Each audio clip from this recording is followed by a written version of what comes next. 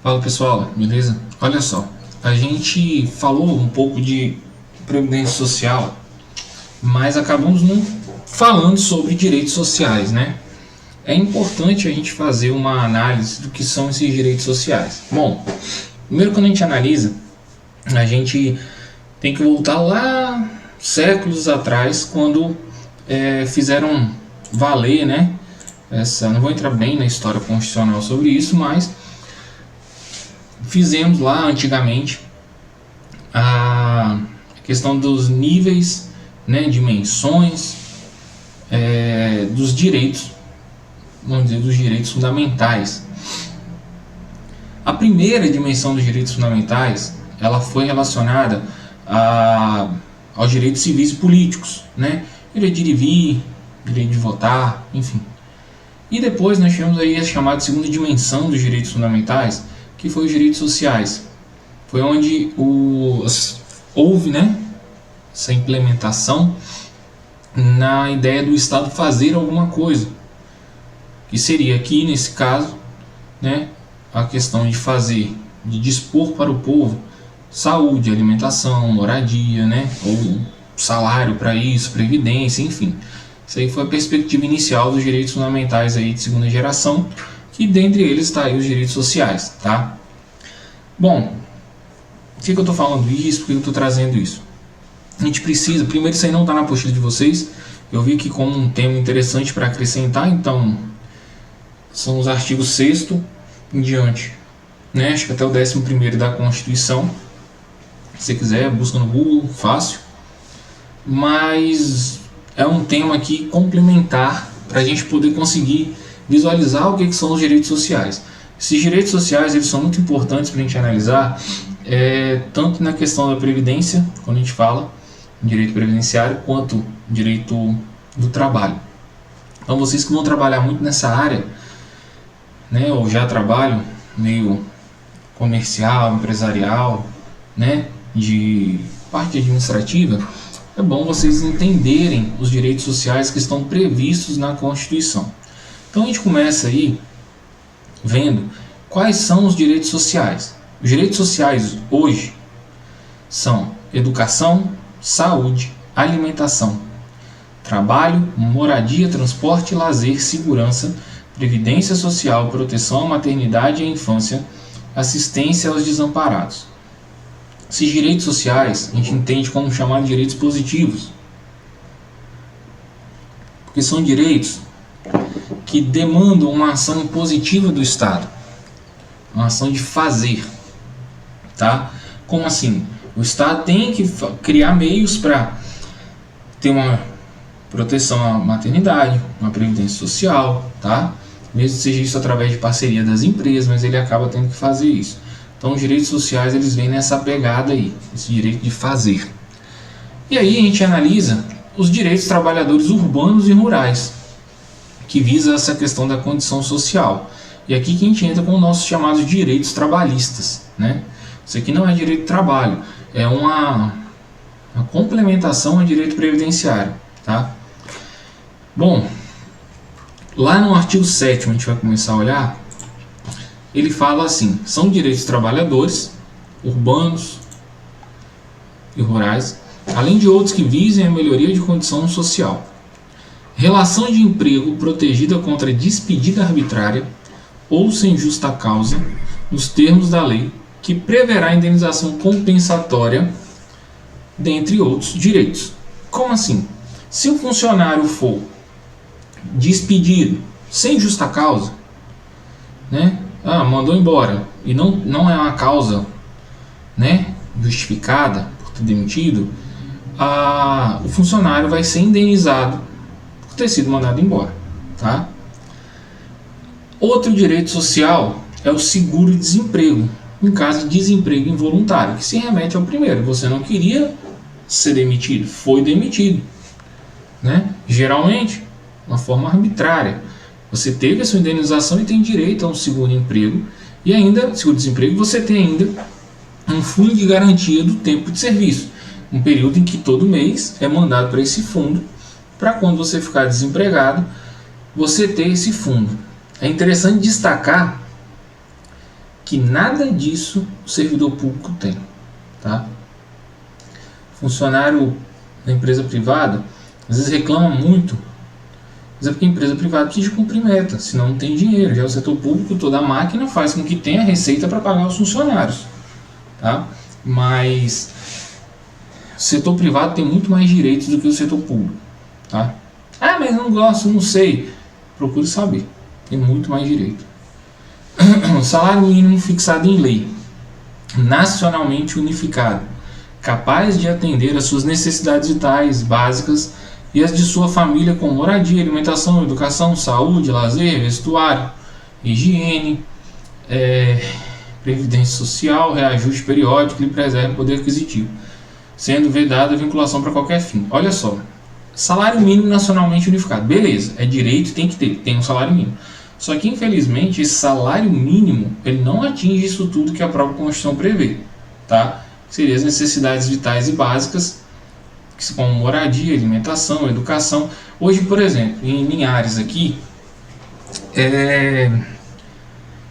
a questão imobiliária em Linhares, ela é fora do comum, né? Às vezes você paga um aluguel aqui num bairro não muito bom, que seria praticamente um aluguel num bairro de orla lá em Vitória, né? Tipo, já até aluguel, né? Pagava R$ 1.500 no apartamento pequeno e R$ 1.500 em Vitória era um apartamento na segunda quadra do mar, lá em Camburi, né? Então, assim, é bem sinistro. Tem também um outro exemplo que eu estava olhando uma vez, uma casa e tal. Uma casa aqui num bairro, 3 Barras ali, 800, 900 mil reais uma casa. Casa bonita e tudo, mas com 900 mil conto, eu compro um apartamento de frente para o mar, lá em Vitória, uma casa na Mata da Praia. Enfim, o que eu quero dizer? Uma pessoa viver com um salário mínimo aqui em Linhares, tendo que pagar aluguel, ela não vive, ela sobrevive. A gente sabe que é muito caro. Aí às vezes o que acontece? Acontecendo como aconteceu no Rio, e acontece em todos os lugares hoje, é virar favela. Como assim? Invasões de locais para que possa estabelecer, sem pagar um aluguel, ou pagando um aluguel, estrutura de casas perigosas, né? E acaba acontecendo de criminalidade e todas essas coisas. Tudo isso é culpa do salário mínimo? Também, não só dele, mas todas as outras partes que o Estado erra. Um exemplo mais claro agora que a gente está vendo do Estado errando por querer errar, é que estão decretando estado de calamidade e estão abusando já de licitações, né? Como o governo do Estado mesmo estava comprando tendas que valem 4, 5 mil reais, estava comprando por 20 mil reais. Prefeituras estavam comprando determinados produtos, né, de empresas grandes e sem licitar, com dinheiro superfaturado. Então, assim, são essas coisas que geram, né? O Ceará agora foi um exemplo. Ele gastou 20 e poucos milhões a mais do que São Paulo em combate ao coronavírus, mas foi o primeiro estado do país que o sistema de saúde colapsou, e os casos do Ceará para São Paulo nem se compara, porque São Paulo tem muito mais. Então a gente vê como que a questão da administração pública, ela é muito importante para a gente evitar as favelas, a fome, né, a violência, enfim. Então, como a gente vinha falando, o salário mínimo, ele deveria ser hoje, na média, de uns 5 mil reais, para poder atender essas necessidades aí. Mas hoje você acha que um patrão, uma pequena empresa, consegue pagar 5 mil? Não, né? Os impostos são muito altos. Então o patrão talvez, né, se ele tivesse uma empresa em que ele não recolhesse quase 40% do seu lucro para o Estado, talvez ele conseguiria realmente pagar um salário melhor ao funcionário. Então hoje eu não culpo o patrão por ser pão duro. Não, o cara colocou uma empresa. O cara colocou uma empresa para crescer, para ficar rico, para trabalhar, para sobreviver. Então você acha que você só porque trabalha para ele, você tem que ganhar muito bem e ele tem que te dividir? Não. Ele foi a pessoa que teve a disposição de montar uma empresa, porque hoje montar um comércio, montar uma empresa, qualquer coisa no Brasil, hoje empreender no Brasil é extremamente aventurar, porque é muito perigoso. Os impostos, as dívidas que geram, né, o direito trabalhista é um direito totalmente, falam de ser moderno, mas eu não concordo com isso, né? Enfim, acredito que a forma que a gente vem trabalhando, vem vivendo hoje no Brasil é muito estranho em relação ao país de primeiro mundo. Se o Brasil gosta de copiar coisas de fora, copia então as partes boas, não só o que ele acha que é bom, a parte ruim, né? Então essa questão de salário mínimo era para ser muito melhor hoje, mas o Estado quer que o patrão pague mais, mas não tira impostos, né? Talvez se diminuísse os impostos, o patrão realmente conseguiria pagar mais. Então o salário mínimo hoje não atende essas necessidades, não por culpa do seu chefe, mas por culpa daquele que você votou. Infelizmente é isso.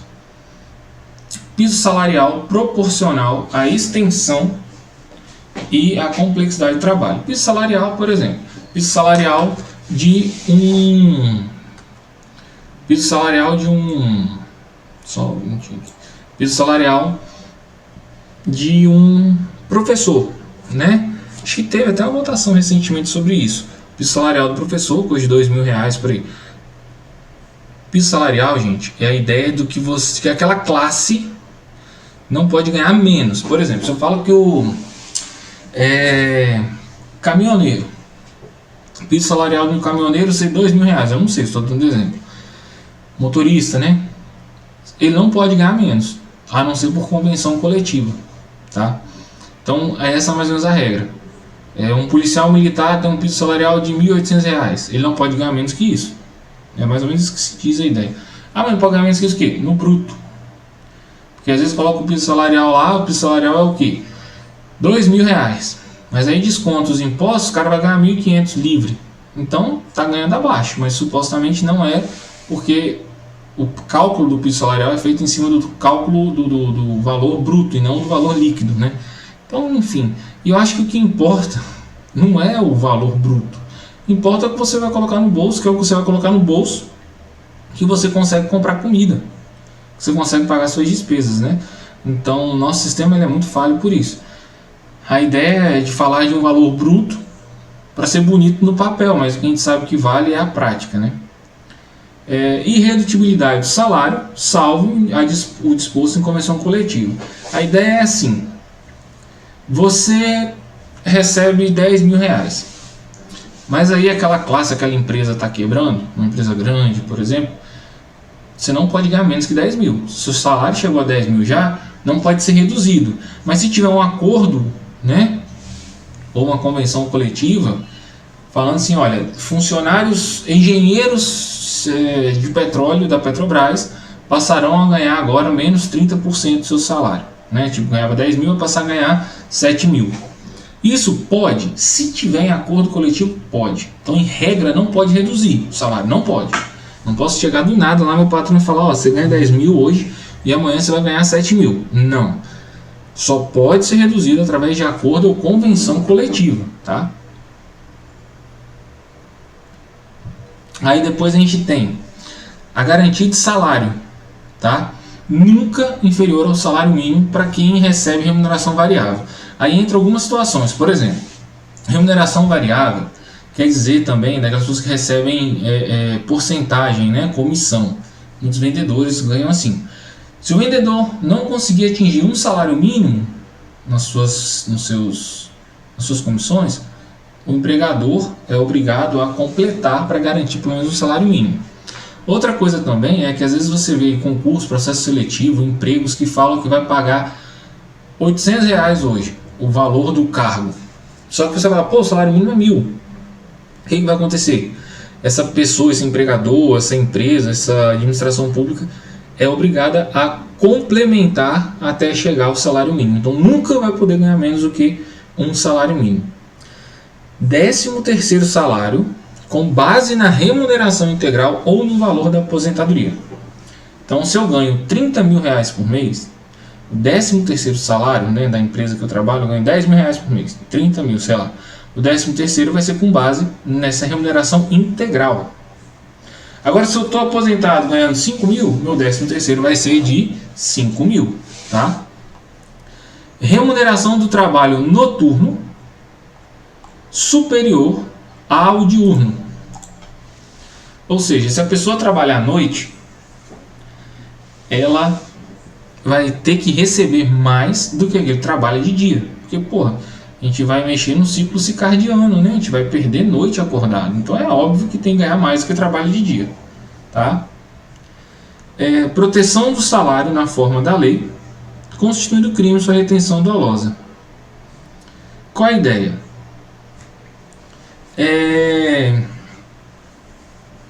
A pessoa ganha um salário mínimo. Só que o patrão começou a atrasar seu pagamento.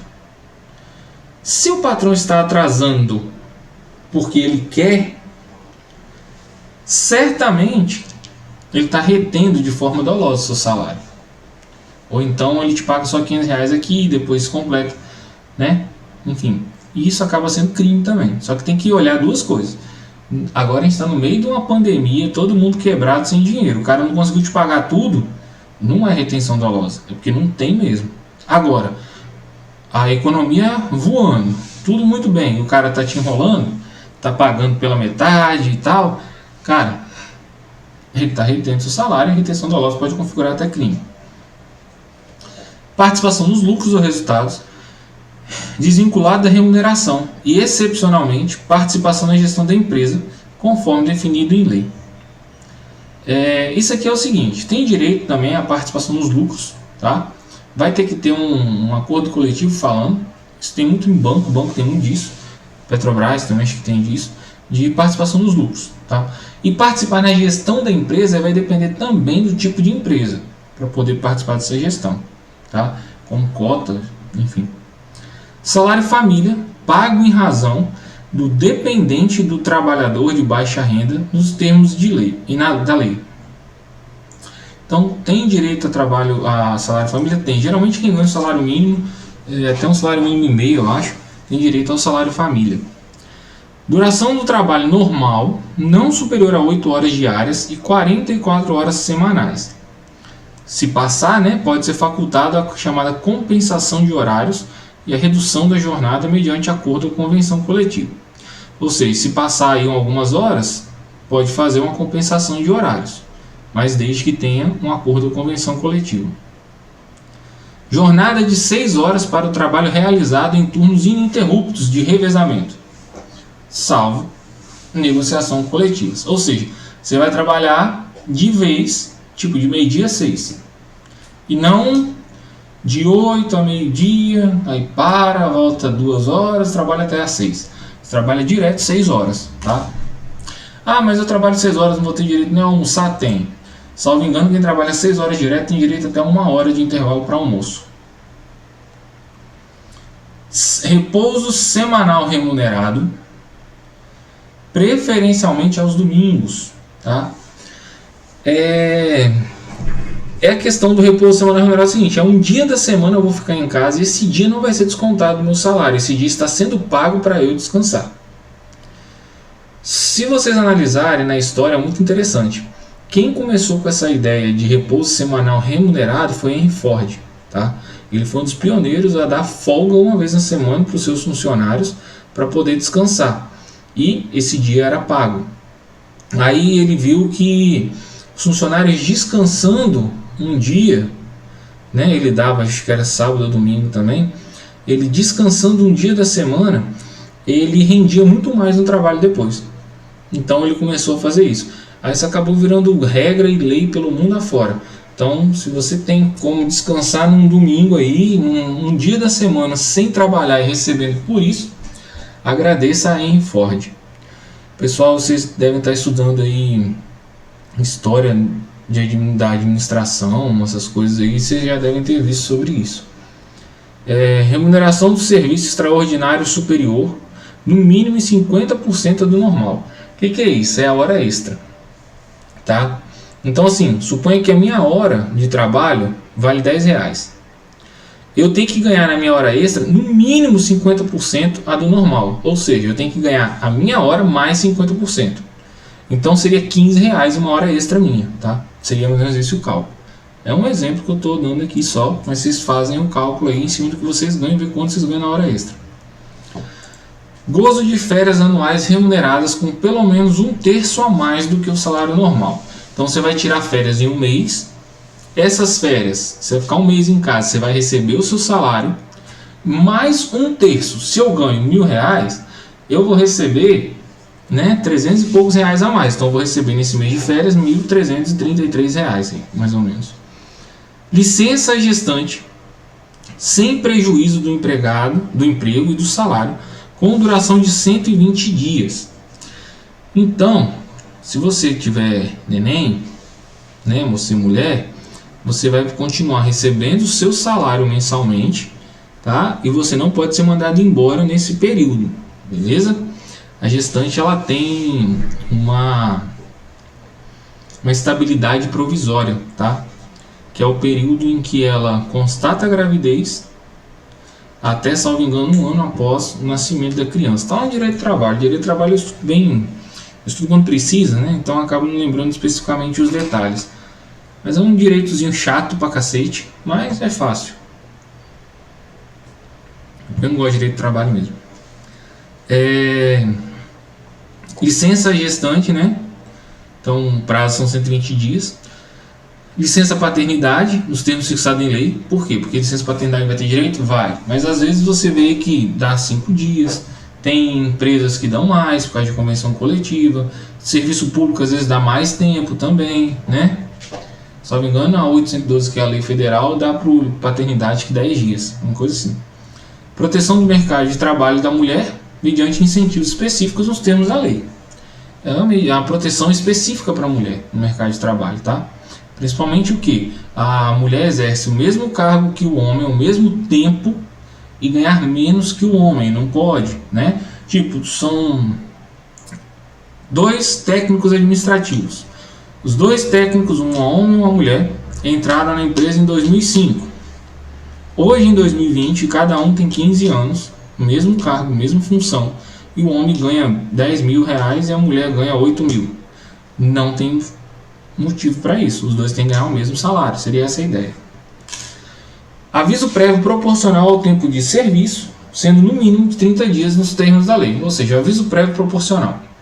Você vai sair da empresa, tem que fazer um aviso prévio, você vai sair para o patrão se organizar e tem que ser no mínimo 30 dias prestando esse aviso prévio aí para o seu patrão aí. Ah, pode ser menor, né? Tipo, fez um acordo com ele, resolveu, show de bola. Redução dos riscos inerentes ao trabalho por meio de normas de saúde, higiene e segurança. Adicional de remuneração para as atividades penosas, salubres ou perigosas na forma da lei. Se você trabalha, por exemplo, como soldador, você trabalha como trabalha com produtos químicos, enfim, você vai ter um adicional na sua remuneração, tá? Aposentadoria, todo mundo, um dos direitos sociais é a aposentadoria. Isso tudo que eu estou lendo aqui são os direitos sociais do trabalhador urbano e rural previstos na Constituição, tá? Assistência gratuita aos filhos e dependentes desde o nascimento até 5 anos de idade em creches pré-escolas. Tipo, você tem direito a ter colocar seu filho em escola, pré-escola e creche desde quando ele nasce até 5 anos de idade. Reconhecimento das convenções e acordos de trabalho, né, coletivo. Proteção em face da automação. Seguro contra acidentes de trabalho a cargo do empregador, sem excluir a indenização que está obrigado quando incorrer em dolo ou culpa, ou seja, aconteceu um acidente de trabalho, teve dolo ou culpa do empregador ali porque não forneceu um EPI ou alguma coisa assim, não consertou a máquina, não prestou a manutenção, vai ter direito à indenização, show. Só que você também ainda tem o seguro contra acidente, que é obrigatório, independente de qualquer coisa. Ação contra os créditos resultantes das relações de trabalho com prazo prescricional de 5 anos para trabalhadores urbanos e rurais, até o limite de 2 após a extinção do contrato de trabalho. Por exemplo, sair da minha empresa, mandado embora, qualquer coisa. A partir desse momento que eu rompi o vínculo com a empresa, eu tenho até 2 anos para entrar com uma ação contra essa empresa, se eu tiver, por exemplo, recebido menos do que deveria, tá? E eu trabalhei nessa empresa por 10 anos. Eu só vou poder cobrar até 5 anos atrás, tá? Então eu posso cobrar os últimos 5 anos de pagamento errado e eu posso entrar com essa ação até 2 anos após extinguir o contrato de trabalho. Proibição de diferença de salário de exercício de funções a critério admissível por motivo de sexo, idade, cor, estado civil, complementando o que eu já li lá em cima. Proibição qualquer discriminação no tocante de salário e critério de admissão do trabalhador por ter deficiência, né? Às vezes tem a mesma função, o mesmo trabalho e ganha menos só porque é portador de deficiência. Então são questões de preconceitos que não pode existir na nossa sociedade moderna.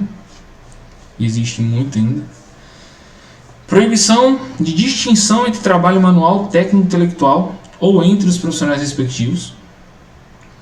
Proibição de trabalho noturno, perigoso ou insalubre a menores de 18 e de qualquer trabalho a menores de 16, salvo como aprendiz, a partir dos 14. Ou seja, 14 aos 16 ele pode ser contratado como aprendiz. A partir de 16 pode ser contratado como funcionário, beleza, mas não pode trabalhar até os seus 18 anos. Ele não pode trabalhar à noite, nem em situação perigosa ou insalubre. Igualdade de direitos entre o trabalhador com vínculo empregatício permanente e o trabalhador avulso.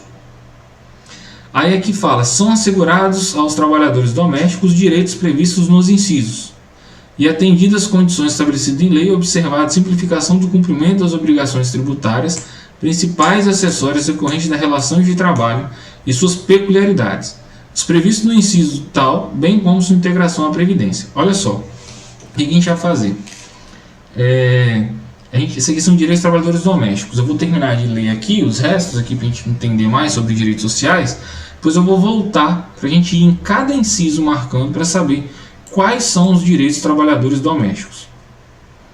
É livre a associação profissional ou sindical, observado o seguinte, ou seja, pode ser criado a associação ou sindicato, mas tem que observar alguns princípios aqui. A lei não pode exigir a autorização do Estado para a fundação de sindicato, ressalvado o registro no órgão competente, vedados aos poderes públicos, a interferência e intervenção na organização sindical. É vedada a criação de mais de uma organização sindical em qualquer grau representativa de categoria profissional ou econômica, na mesma base territorial que será definida pelos trabalhadores ou empregadores interessados, não podendo ser inferior à área do município. Ou seja, não pode criar mais de um sindicato para a mesma classe naquele município, naquele estado, entendeu?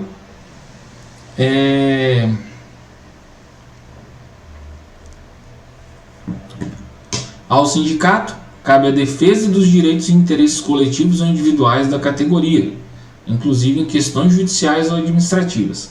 A Assembleia Geral, a Assembleia ainda está com assento, porque é o texto antigo da Constituição não reformado depois da nova acordo ortográfico,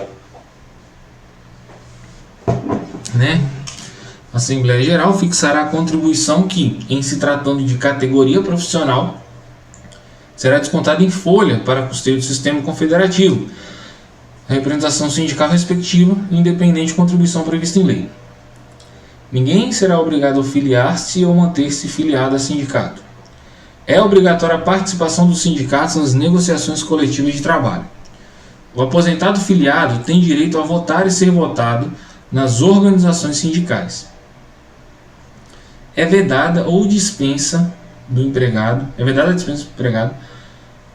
sindicalizado a partir do registro da candidatura a cargo de direção ou representação sindical e, se eleito, ainda que suplente, até 1 ano após o final do mandato, salvo se cometer falta grave. Ou seja, eu vou me candidatar a diretor, presidente do sindicato dos trabalhadores domésticos, por exemplo.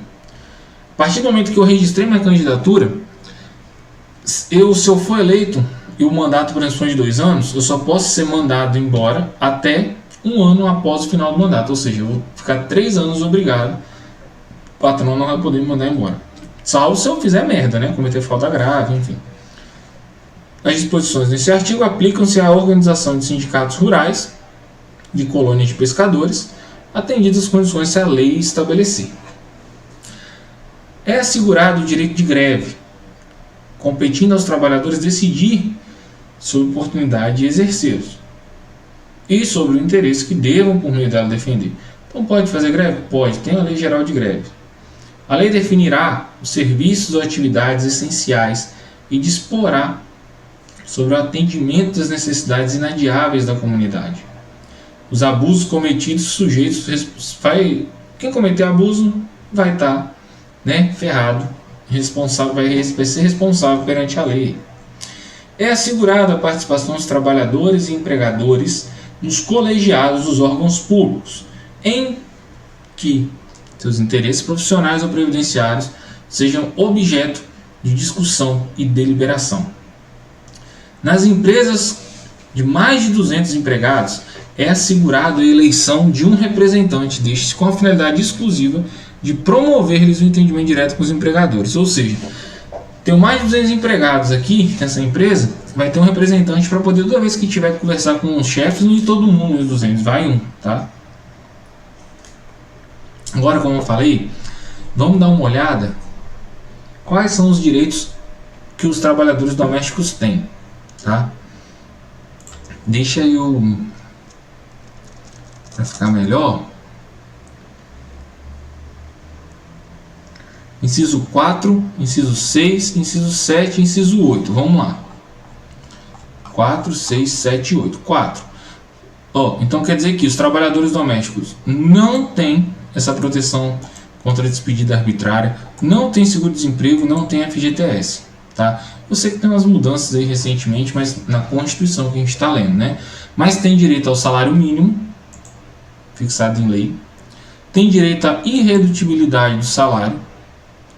Tem direito à garantia do salário nunca inferior, se receber remuneração variável. Tem direito ao 13º, tá? Com base na remuneração integral no valor da aposentadoria. E tem direito à proteção do salário. Aí, vamos lá de novo ver quais são os outros direitos.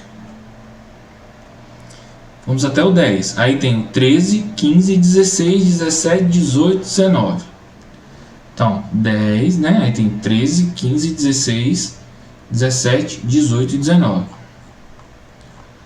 O 13, duração de trabalho normal, não superior a 8 horas. Então, a gente não tem salário família, a gente não tem aqui participação de lucros, não tem nada disso, mas tem direito de trabalho normal, não superior às 8 horas e 44 semanais, né? Podendo facultar horários aí. Não entra nisso aqui. O 15 repouso semanal remunerado, certamente tem, que eu não estou lembrando agora aqui, mas tem 15 isso. O 16 e o 17 tem, né? Então tem direito ao repouso semanal remunerado, trabalhador doméstico. Tem direito à remuneração superior, ou seja, hora extra. Tem direito a férias. Tem direito a licença gestante. Tem direito à licença paternidade. Não tem direito à proteção do trabalho do mercado de mulher, né? Não tem o 20 lá. O 20 não entrou. Tem 19 e 21. Aí 22 e 24. Aí 19. Licença paternidade. 21. Tem direito a aviso prévio. Tem direito à redução dos riscos. Tem direito à aposentadoria. 26, 30 e 31. 26. Reconhecimento de convenção coletiva. 29 e 30. Proibição de diferença de salário. Proibição de qualquer discriminação se for portador de deficiência. 30, 31, 33. e proibição de trabalho noturno, né, para os menores de 18 e entre 14 e 16 como aprendiz, e de 16 aos 18 também não pode, para o trabalho noturno.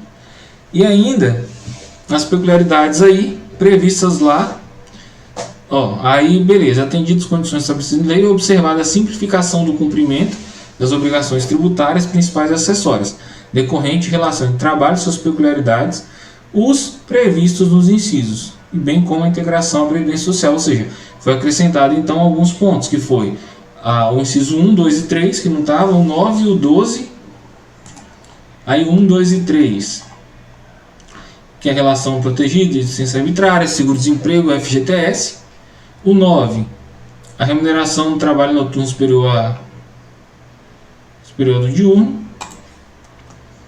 Aí depois a gente tem o 12, o 25 e o 28. 12, salário família. 25, assistência gratuita, né, para a escola. 28, seguro contra acidente. E isso aí. Tá? Então esses são os trabalhos dos são os direitos domésticos. Não são todos, são esses aí previstos. Tá? Então, recapitulando, nós vimos ali alguns pontos do direito ambiental, né? Nós vimos os pontos de direito previdenciário já com a reforma, e nós vimos aqui um pouco sobre os direitos sociais. Esses direitos sociais são extremamente importantes, tá? Eles são importantes porque para você ter a noção de quando você fala em previdência, você tem que saber que a aposentadoria, por exemplo, além de tudo, é um direito social, tá? Então não tem para onde correr. Então é interessante a gente dar essa estudada, entender o que são os direitos sociais, beleza? Eu aconselho vocês a baixarem a Constituição, um site lá no Google, joga no Google, Constituição Federal de 88, que vai aparecer ela lá no Planalto. Você pode baixar, copiar, enfim. É importante a gente sempre estudar a Constituição, tá? E, enfim, eu vou dar uma parada aqui para a gente poder voltar e encerrar a aula recapitulando alguns pontos já estudados. Bom, pessoal, só para poder a gente entender um pouquinho mais aqui, eu preferi também fazer uma revisão rápida sobre o que a gente estudou, né? A gente deu uma olhada lá em direito ambiental, alguns princípios, né? A política nacional, os objetivos, que é bem interessante. A gente deu uma estudada na Previdência, tá? Mas eu acho interessante a gente fazer uma revisão sobre os pontos principais da reforma da Previdência aqui, né? Como ficou agora. Então, só para entender, o principal que sempre perguntam é a idade mínima e o tempo de contribuição. Hoje, a Previdência ficou assim. Para a mulher, né, tem que ter pelo menos 62 anos de idade e no mínimo 15 anos de contribuição. Tá? Isso vai ser escalonado. A passar do tempo, isso vai aumentando o tempo de contribuição. Tá? Vai aumentando um pouco. Tem uma regra de transição aí que não vale a pena estudar aqui, como eu falei, aprofundado, e seria interessante num outro curso. Já no homem, a ideia hoje é 65 anos de idade e 20 anos de contribuição no mínimo, tá? A contribuição mínima geral ainda permanece nos 15 anos, tá? São 15 anos para o homem que já estava afiliado no RGPS antes. Aí tem outro ponto interessante, que é a questão dos professores. Os professores, eles têm que ter pelo menos 25 anos de contribuição, e se for mulher, 57 anos de idade, e homem, 60 anos de idade. Isso é muito interessante também. Tá? Aí tem quem quer saber, né? Policiais, ele vai ter aí, se for, né, pode se aposentar com 55 anos de idade, desde que tenham 30 anos de contribuição e 25 anos de efetivo serviço, né? Então, assim, os trabalhadores rurais mantiveram aqueles períodos de contribuição de 15 anos, e as idades mínimas de 55 para mulher e 60 para homens, né? E o valor da aposentadoria nunca vai ser inferior a um salário mínimo e não pode ultrapassar o teto também, que hoje o teto está mais ou menos 5.800, né? E o benefício recebido, né, pode ultrapassar os 100% para a mulher que contribuiu por mais de 35 e o homem contribuiu por mais de 40. Ou seja, geralmente quando você vai aposentar, você não recebe os 100% que você contribuiu, por causa do tempo, né? Então esse tempo do homem contribuir pelo menos 20 anos e a mulher pelo menos 15, te dá aí uma proporção de aposentadoria, tá? E não o valor total que você deveria receber.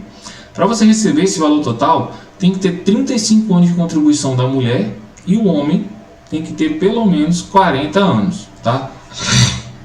Aí é a hora que você vê, se o homem vai aposentar com 60, ele tem que ter começado a contribuir com 20. Se a mulher vai aposentar com 57, ela tem que ter começado a contribuir aí com 35 anos, com 22 anos, tá? A ideia é essa. Então assim, acaba mudando essa fórmula de calcular a aposentadoria. O valor vai ser definido, vai levar em consideração as contribuições feitas pelo segurado desde julho de 94. Atualmente o cálculo é feito em cima da base dos 80% maiores contribuições efetuadas de julho de 94 para cá. É por isso que a gente entra naquele ponto que eu falei sobre a revisão geral da Previdência, porque antes de julho de 94 eles não consideram que era uma outra moeda. E se nessa moeda você recebia, a pessoa recebia mais do que depois de julho de 94, então deixou de considerar aqueles salários lá e sua aposentadoria era para ser maior. Tá? Então, pessoas, se você conhecer alguém aposentado aí, que aposentou agora depois de 2010, contribuiu antes de 94, vale a pena a gente entrar com ação para revisar isso aí. Tá? Outra coisa também que a gente tem que se atentar são as alíquotas, o percentual, né, para poder pagar. Agora vai ser chamado de alíquota progressiva, né? Ou seja, quem ganha mais, paga mais. Para o regime geral de previdência, que é o que nos interessa aqui, se a pessoa receber até um salário mínimo, ela vai pagar 7,5%. Se ela receber entre um salário mínimo e R$2.000, ela vai pagar 9%. Entre 2.000 e 3.000, ela vai pagar 12%. Entre 3.000 e o teto, que é 5.800, ela vai pagar 14%. Aí se a gente fosse falar de servidores públicos, né? Servidor federal, ele vai seguir a mesma coisa até os 3.000 e o teto, que é 7,5, 9, 12, 14. Só que entre o teto do RGPS e 10.000, vai pagar 14,5. Então, se ele receber ali, igual o juiz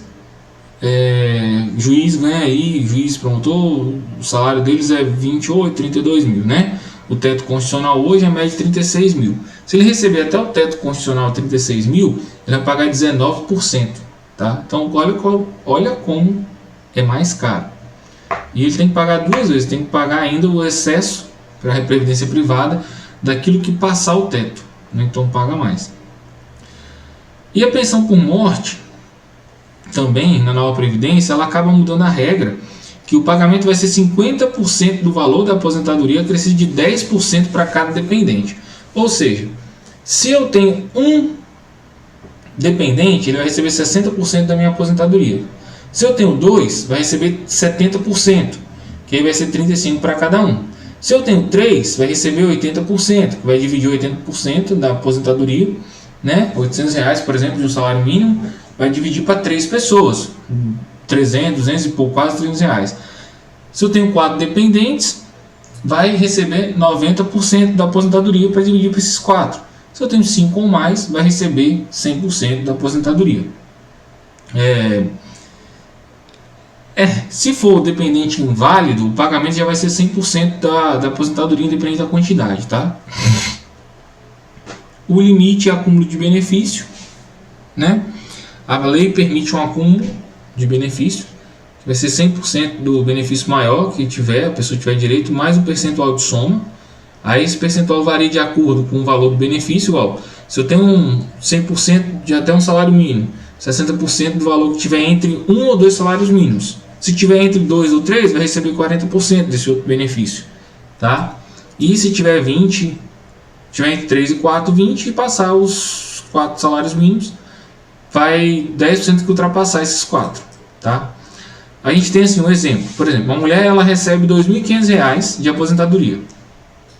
Ficou viúva do marido que recebia uma aposentadoria de R$ 3.000.